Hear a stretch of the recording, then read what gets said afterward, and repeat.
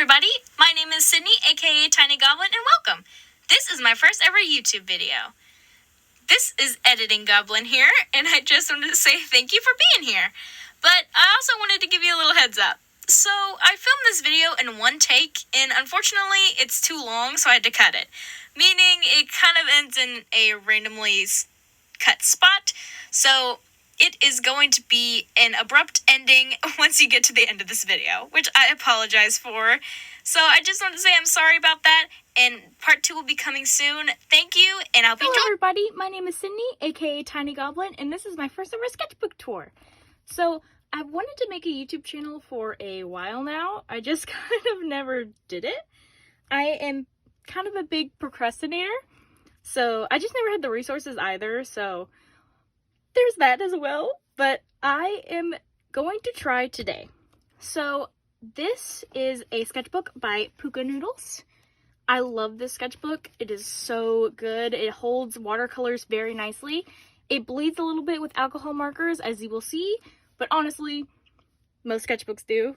So that's fine with me. I just work with it and put sketches over it. I honestly don't remember where I got most of these. This is an artist on Instagram. I also got this from an artist. I don't remember who, I'm so sorry. And that's Puppy Cat, but the rest, yeah.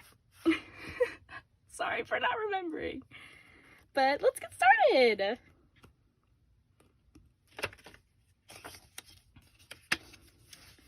From over the garden wall.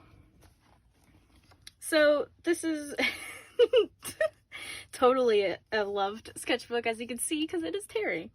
Beetlejuice, Totoro, another BJ, me, and that. Just little sketches. So I started this, oh gosh, I started this in February 28th, I believe, in 2023. I am a barista. This is a self-portrait before I cut my hair, so it's a bad self-portrait, but hey, it's alright, it's alright. But it's fine. This is Pugsley from Paranormal Park, I believe. Huge Alex Brightman fan, so you're going to, I don't have too much Alex Brightman, but I do have Beetlejuice. The Many Emotions of Beetlejuice. I like doing this post-it note thing where you get different color post-it notes and draw on them, which I wish I did this more. I want to do it again because I have a ton of post-it notes just randomly, but I think I will do that again. Just some sketches, which are alright. I like this one a lot. I found these on Pinterest, by the way. She's a little bit wonky.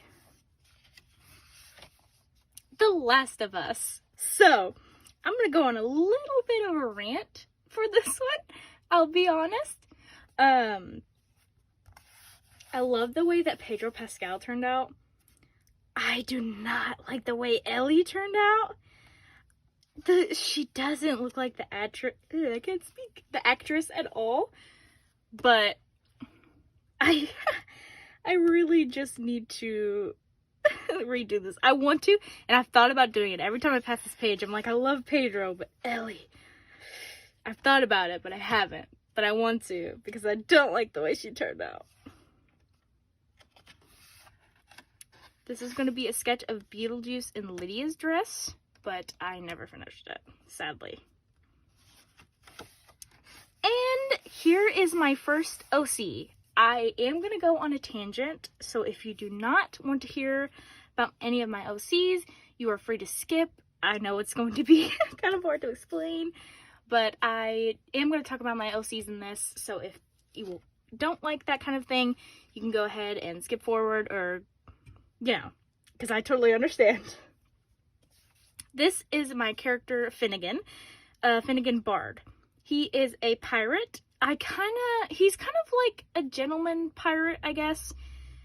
His rough story, basically, is he lives in a rougher town with his mom, and a more wealthy person was trying to buy out the whole area, but they didn't leave.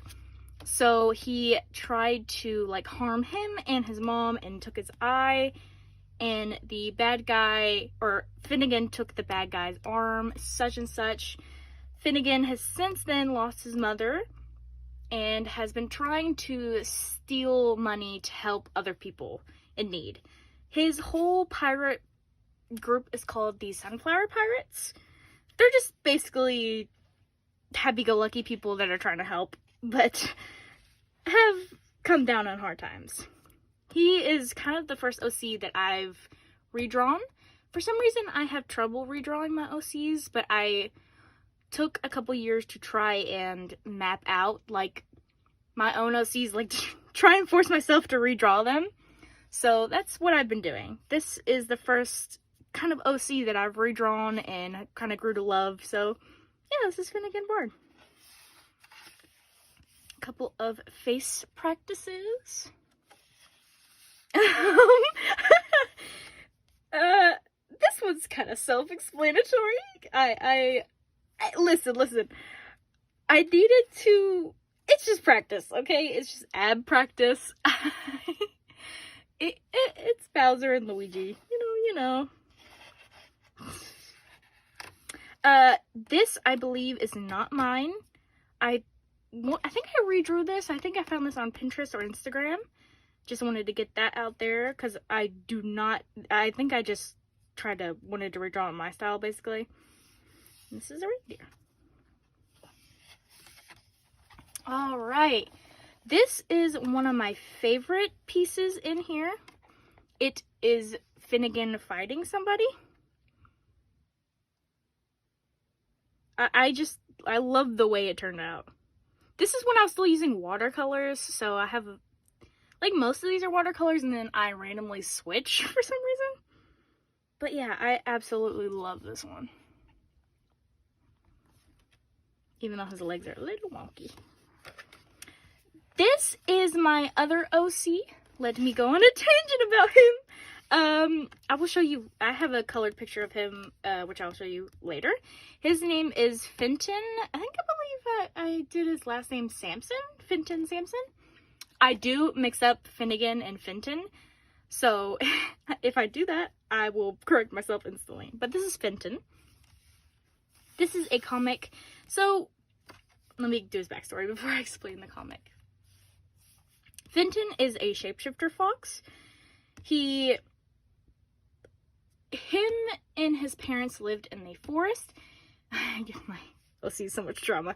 Sorry. But basically they live in the forest with his parents, who also shapeshift foxes. Shapeshifters are really not welcome where they live. Like, nowhere in the country are they welcome at all. So they hide a lot. But they obviously have to go get food and live their lives. They have to get money. They have to live. So his parents have their own businesses. I want to say his dad is kind of like a woodworker. He'll like carve things and sell a bunch of wood, while his mom is a painter. She never shows her face, but her paintings sell for tons and tons of money. One day, Fenton comes home and sees a couple of their items in blood on the ground and sees that maybe they have been killed in some way, and he since then goes underground. Well, he has to live. He ends up buying a house kind of in like the suburbs, but like a very small town, very, very small. And he lives there like a recluse until one day he goes into a book club and meets a bunch of friends. I have not drawn his friends yet, but I want to do it to where it's like an adventure story where Fenton goes and finds his parents. I kind of want his parents to be alive. Where he goes and finds them.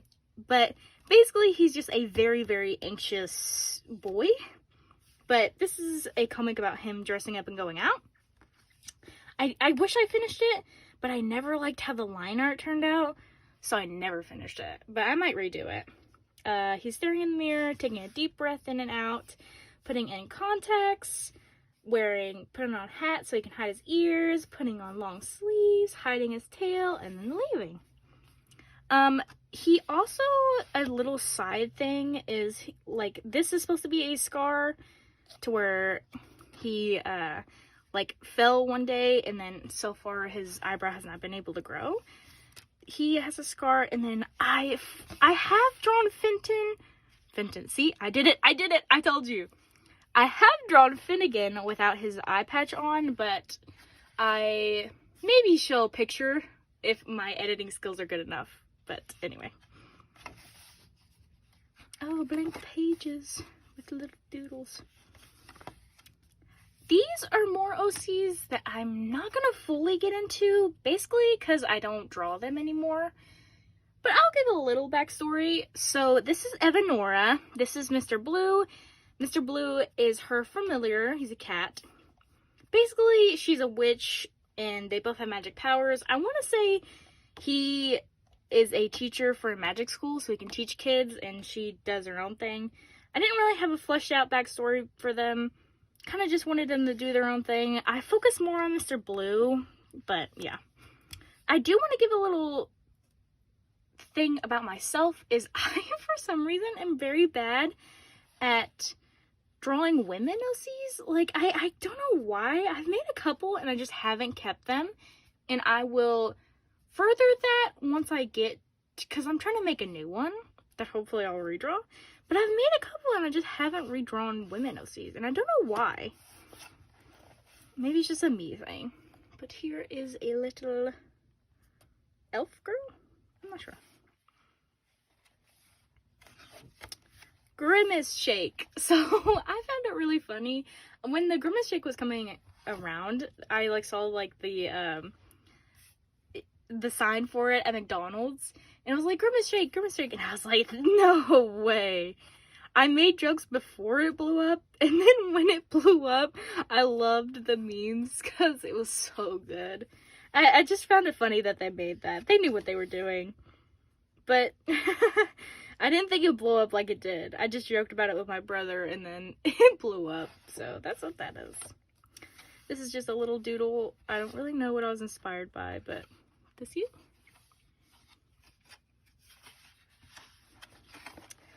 This is Finnegan fighting a guy. Also, I love the way this turned out, but every time I look at it, I'm like, that's not how scars work. But it's just a doodle.